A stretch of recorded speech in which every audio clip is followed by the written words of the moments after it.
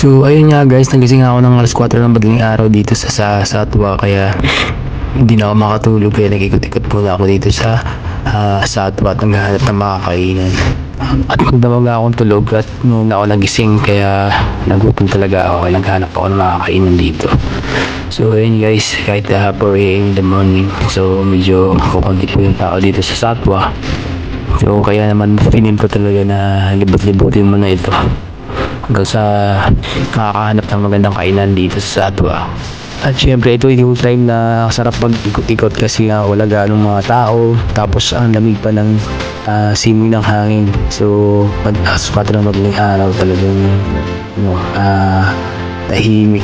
Tsaka meron naman ko konting mga kabayan na nagkakainan dito, tapos nag-iikot-ikot din ng iba. Yung iba nag-prepare na papuntang trabaho. So nakikita pa naman na naghihintay ng mga bus, mga car lift dito sa area na to. So ayan, so tingnan lang ko muna yung senaryo dito. So ayan, sobrang tahimik.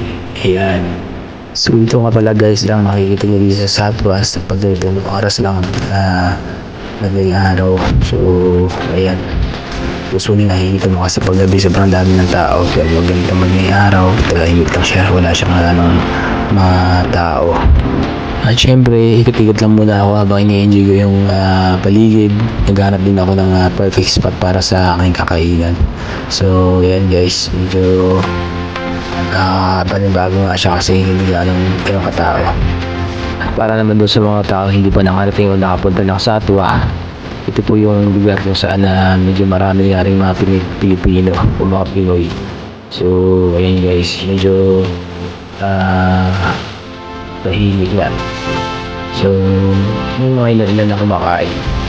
Tapos, yung mga ilan naman nag-chai. So, yung walang kamatayan chai dito sa Dubai, yun po yung pinaka-trending. So, makikita natin guys, so yan, dito nga naghihintay ng kanyang mga order dito sa counter. So, dito na yan sa may tapat na Almaya. So, tuloy nga na ako guys, naghanap ako ng magandang spot para pagkainan. So, hindi ko muna yung paligid at napakaganda ka. Tahimik. So, yung mga ilan nagkukwentuhan, nag-uusap. So, usual may marami din mga bukas na mga grocery. Iba 24 hours. Kahit Ramadan na nakabukas pa rin sila.